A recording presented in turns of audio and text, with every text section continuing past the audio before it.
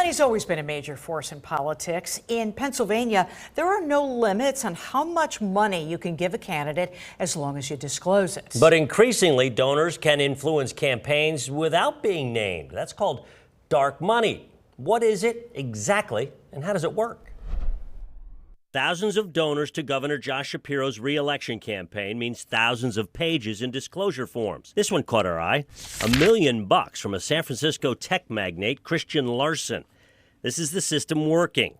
Voters know who gave and how much.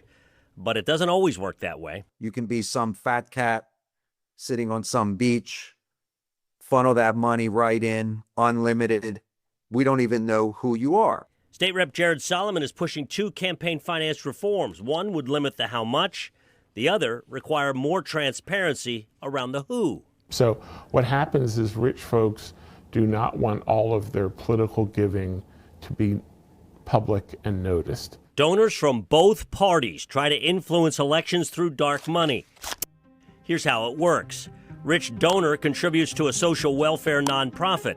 We'll call ours Aging Anchors for PA, which then gives it to a super PAC, which spends the money advocating for or against politicians.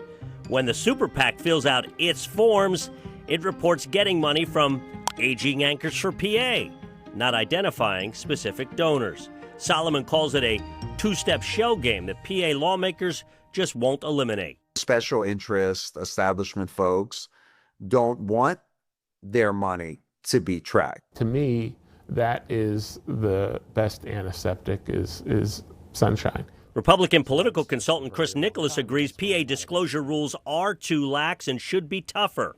But he also understands donors wanting anonymity. Just because you run a big company doesn't mean you give up your First Amendment rights to be a liberal or a conservative.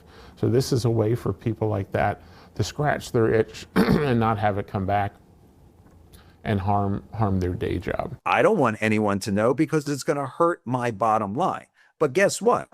It's hurting the bottom line of our voters where they can't understand where money comes from.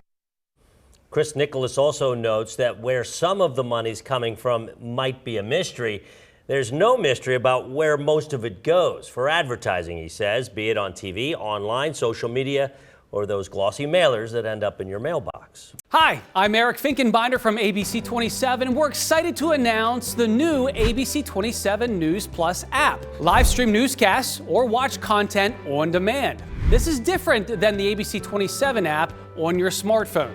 You can check this out at home, and it's very easy to use. With a Fire Stick, go to the home page, scroll down to search.